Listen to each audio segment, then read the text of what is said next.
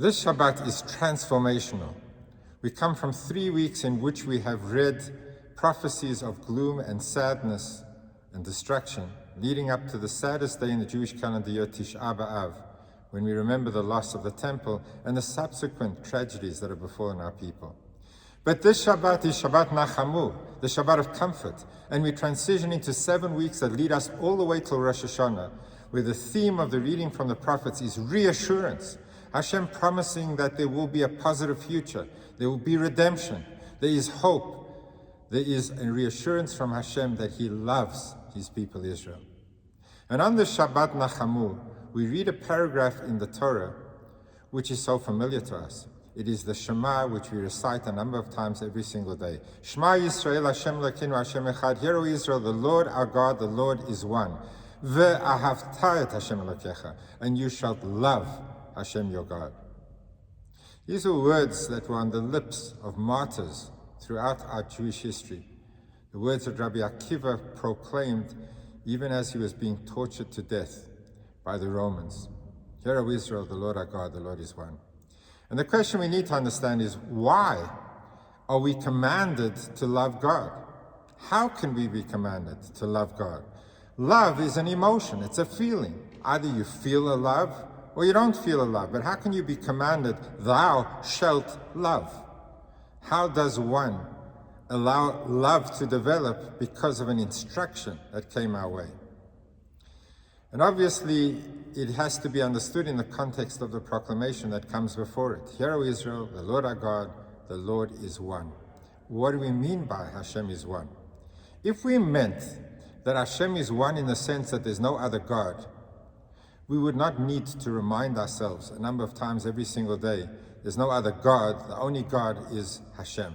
We thought there might be another God. No, there's no other God, it's only Hashem. That we know, that's certainly in our hearts and our souls. So what are we saying when we say God is one? We don't just mean that God is the only God. What we mean is that there is nothing aside from Hashem. The oneness of Hashem includes every aspect of the world. Every breath we take is by virtue of Hashem. Hashem is one because everything in this entire universe is part of Hashem.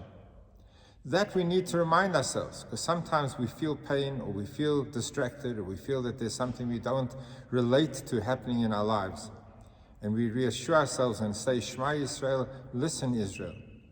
Hashem Elokeinu, Hashem Echad, Hashem is one. Everything in this universe is from Hashem, from God. And therefore we have to understand that every element of our life is by virtue of Hashem.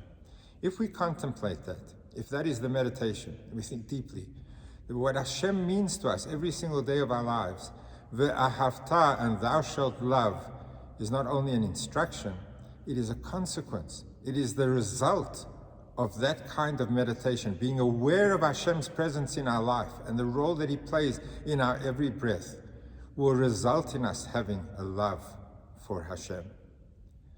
Ve'ahavta et Hashem Elokecha is the net result of the contemplation of Shema Yisrael. Hear, O Israel, Hashem is one. And Rashi tells us that it is important to love Hashem. We could serve Hashem out of fear, but there's a deficiency in fear.